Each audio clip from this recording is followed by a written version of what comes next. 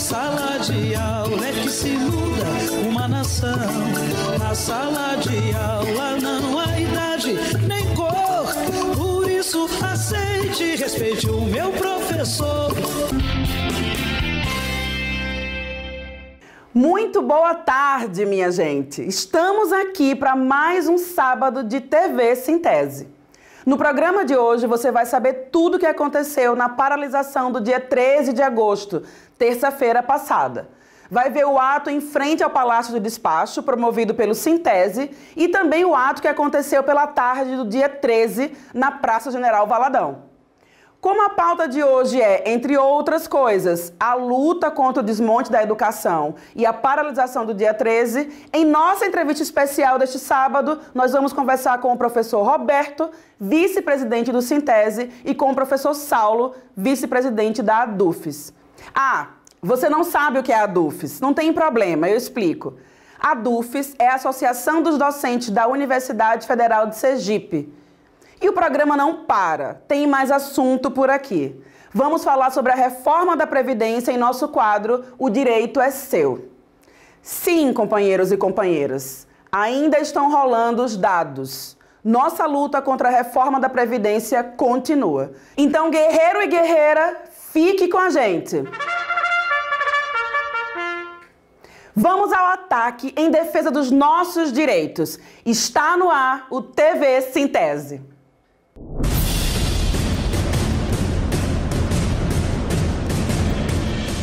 Dia 13 de agosto foi dia da greve geral. Foi um dia de luta nacional em defesa da educação e da aposentadoria do povo brasileiro.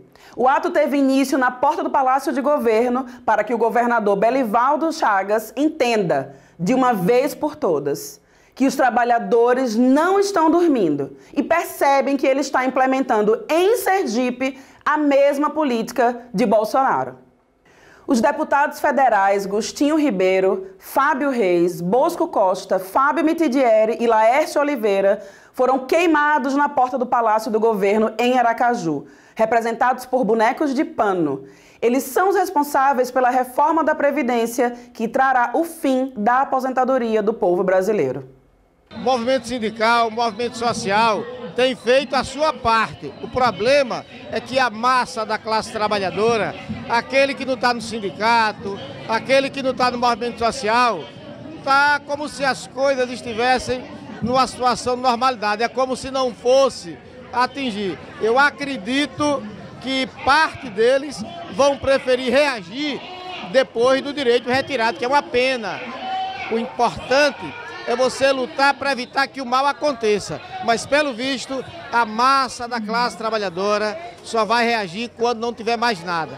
Então vai ser preciso que aconteça um hecatombe para depois a luta renascer das cinzas, uma fênix. A gente vive um momento difícil, uma apatia geral, né? Isso aí foi uma criação desde 2016 com o golpe.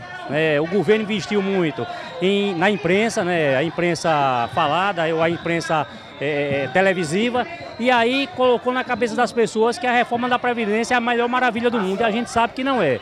Pela tarde, o protesto foi na Praça General Valadão. A agenda de luta continuou com a tsunami da educação. As centrais sindicais e a Frente Brasil Popular e a Frente Povo Sem Medo e todos os coletivos de juventude decidiram, a partir de agora, partir para a pressão em cima dos senadores sergipanos.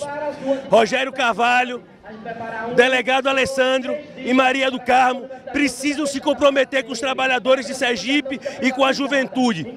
Nós queremos pressionar os senadores a votar contra a reforma da Previdência. Nós encampamos a luta da educação brasileira também junto com a greve geral, justamente por entender a importância da educação para o Brasil.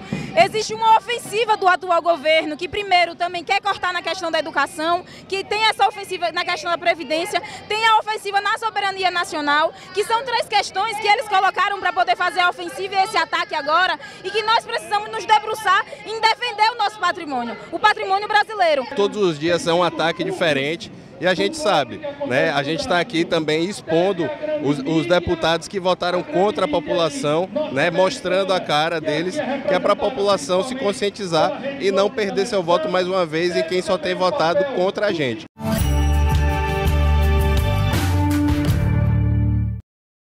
Muito bem, vamos continuar repercutindo o ato do dia 13 de agosto. Estão comigo aqui o professor Roberto, vice-presidente do Sintese, e o professor Saulo, vice-presidente da ADUFES. Boa tarde, senhores. Boa tarde. Sejam bem-vindos ao programa. Obrigado. Bom, em primeiro lugar, eu gostaria que vocês fizessem um balanço da última terça-feira. Roberto, como você já é da casa, queria começar pela visita, o professor Saulo. Qual é o balanço que você faz, Saulo? O ato de ontem, né, do dia 13, foi um ato importante, né? Ele, na verdade, culminou com uma continuação de uma série de atos que vem sendo desenvolvido desde o mês de junho, né, e até antes, né, vem sendo construído atos, na verdade, desde o final do ano passado. E assim, foi um ato importante, na verdade, puxado pelos estudantes. As entidades de educação abraçaram e outros sindicatos abraçaram o ato, e ele tem uma importância de deixar a categoria dos professores, né, os estudantes também, os técnicos, né, os funcionários de escolas e institutos federais e universidades atentos, né, para os cortes que vêm sendo implementados pelo governo. As universidades federais mesmo têm sofrido bastante, né, nós estamos vivendo um cenário assim muito complicado, né, porque além dos cortes você também tem uma perseguição ideológica muito grande. Então esse ato ele tem essa serventia, ele tem essa importância de dizer que a nossa categoria, tanto dos professores da universidade quanto dos professores da rede estadual e do Instituto Federal, nós estamos atentos ao que está acontecendo e nós vamos lutar para que não haja nem perda de direitos e nem ataque à liberdade de cátedra, à autonomia da universidade. Roberto, e o seu balanço? Eu vejo que o ato da última terça-feira ele tem exatamente esse objetivo, de demonstrar a indignação, né, do conjunto da sociedade, especialmente os professores, os profissionais de educação e os estudantes, diante desse desmonte que o professor Saulo aponta na educação, tanto superior quanto na educação básica, um desmonte generalizado da educação, de cortes em programas e investimentos importantes da educação, bem como o desmonte que está sendo construído na Previdência, no direito à aposentadoria, né? A indignação gerada no ato em função do que ocorreu. A gente teve um corte inicialmente de quase 7 bilhões de reais lá no mês de maio, que gerou toda aquela movimentação dos estudantes do dia 15, do dia 30 de maio, em defesa da educação e contra os cortes da educação. E agora nós tivemos um outro corte de quase 1 bilhão de reais, e esse recurso destinado às emendas parlamentares para agraciar os deputados que votaram a reforma da Previdência para destruir o direito à aposentadoria do trabalhador. Mas o que se aponta nesses 8 meses de início de mandato do governo Bolsonaro é inimaginável pensar, né, que programas de Estado, programa que vem sendo financiado ao longo de vários governos, estão sendo totalmente desmontados, totalmente desfinanciados por esse governo. Bom, Saulo, de longe parece que há uma grande distância entre o ensino universitário federal e o ensino público estadual, né? Mas quando a gente se aproxima desse objeto, percebe que, pelo menos no que diz respeito ao trato com a educação, o modus operandi é o mesmo, né? Ou eu estou enganada? Eu queria que você me explicasse. Porque me parece que Bolsonaro e Belivaldo estão seguindo a mesma cartilha de desmonte da educação. Nós temos acompanhado, né, a luta dos professores da rede estadual. O Sintese é um sindicato que a gente acompanha muito, né, e de fato é muito semelhante mesmo o que está acontecendo a nível federal e o que está acontecendo a nível estadual. Ou seja, não há uma proposta, não há um plano, talvez Roberto tenha um pouco isso, não há uma proposta de governo para a educação, tanto no nível federal quanto no nível estadual. Roberto, você vê uma semelhança no modus operandi do governo federal e do governo estadual? Sim, porque é o seguinte, a Secretaria de Estado da Educação mudou o gestor, que era o secretário Jorge Carvalho, assumiu o secretário Josué, que foi reitor inclusive da Universidade Federal, mas Josué assumiu a Secretaria da Educação do Estado, reproduzindo toda a política que Jorge Carvalho vinha fazendo. E o que na nossa avaliação é extremamente grave, porque manteve dentro da Secretaria de Educação as empresas privadas definindo todo o projeto pedagógico da Universidade, da Secretaria de Educação, que é esse processo de privatização que o governo federal quer fazer na universidade, a gente vive dentro da Secretaria de Educação, ou seja, transferindo a gestão pedagógica, que é o coração da Secretaria de Educação, é a gestão pedagógica, é o que chega na sala de aula para os estudantes, é o pedagógico, o princípio da educação, né? É o processo de acesso ao conhecimento. Ou seja, todo sendo construído pelas empresas privadas, com materiais ridículos, ou seja, reduzindo o conhecimento a coisas banais, ou seja, tirando um papel do processo de ensino-aprendizagem, que é importante nessa relação professor-aluno. A Secretaria de Educação comprando pacotes de empresas que só vivem atrapalhar o trabalho docente, tentando impor a sua vontade, gastando milhões com isso, o que na nossa avaliação é gravíssimo, porque o governador Belivaldo fica na imprensa o tempo inteiro dizendo que não tem dinheiro para reajustar o piso dos professores, mas fica gastando dinheiro, milhões e milhões, com compra de pacotes instrucionais. Esse tipo de política a gente viveu na época de João Alves, a gente viveu na época de Albano, ou seja, são políticas que não vão dar certo. Aí o governo está tentando implantar agora o diário eletrônico nas escolas. Pô, como é que vai implantar diário eletrônico com tablet, que muitas escolas nem energia suficiente tem para acender as lâmpadas? Bom, o próximo quadro do programa é o Direito é Seu. Nele, a gente está tratando sobre a reforma da Previdência. Em nossa abertura do TV Sintese de hoje, nós mostramos a queima dos bonecos de panos dos deputados federais Gustinho Ribeiro, Fábio Reis, Bosco Costa, Fábio Mitidieri e Laércio Oliveira, na porta do Palácio do Governo, em Aracaju. Eles são os responsáveis pela reforma da Previdência que trará o fim da aposentadoria do povo brasileiro.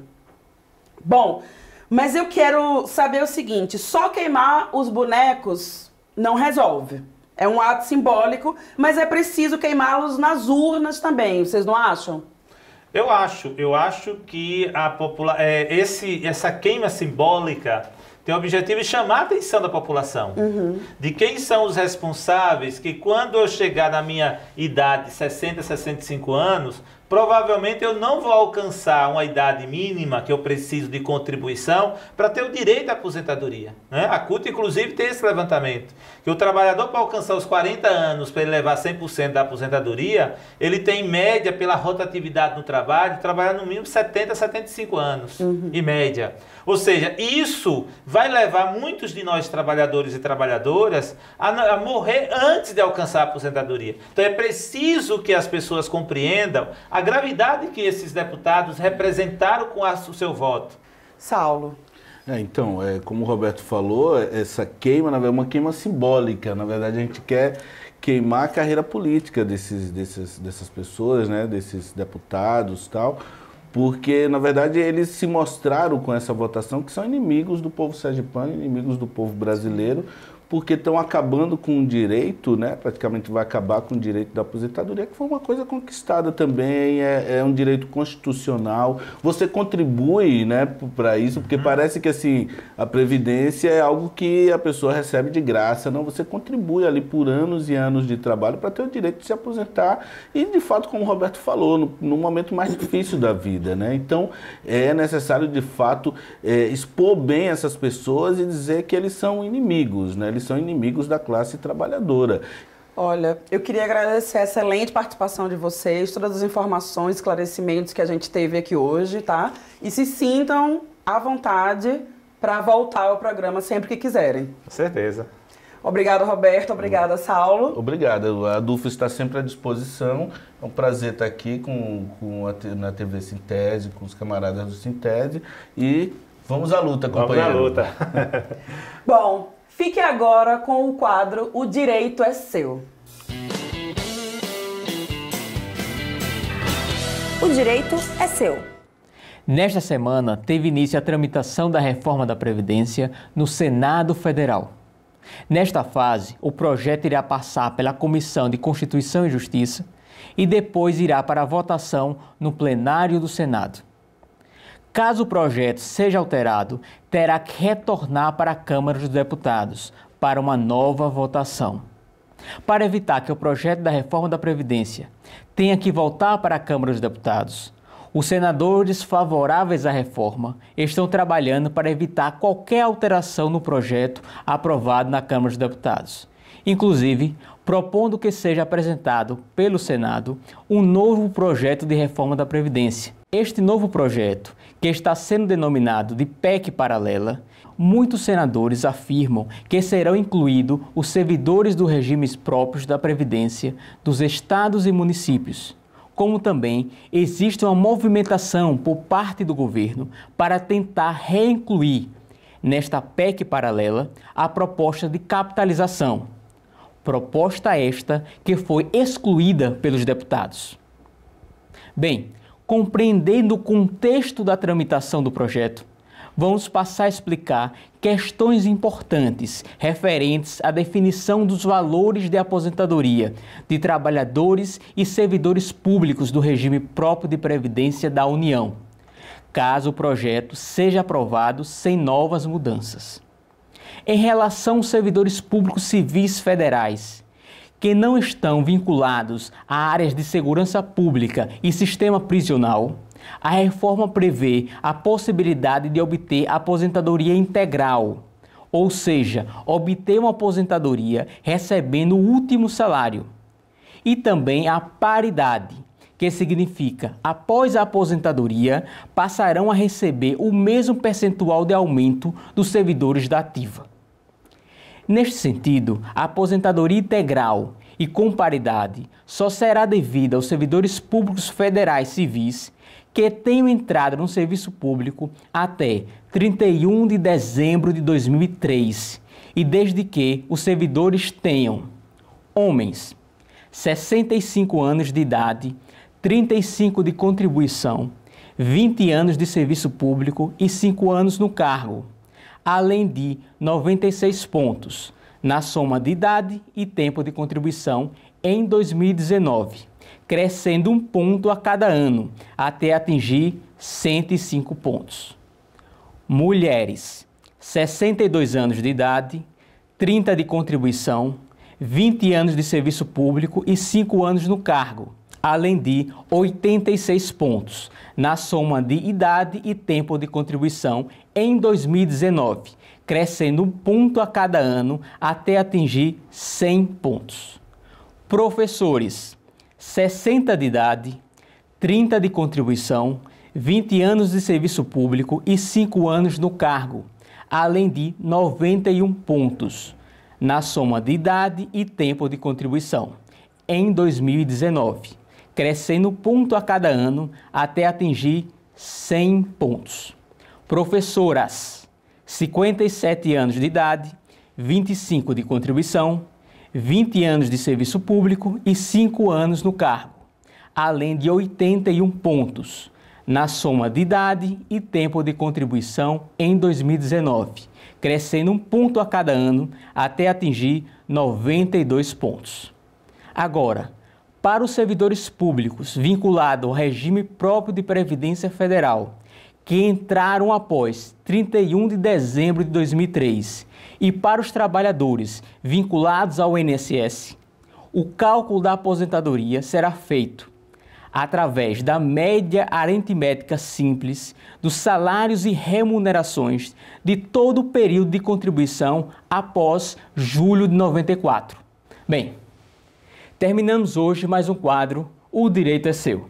Boa tarde e qualquer dúvida, deixe sua mensagem no site www.sintese.org.br. O direito é seu. Foi um belo programa, não foi? Mas infelizmente o nosso tempo acabou.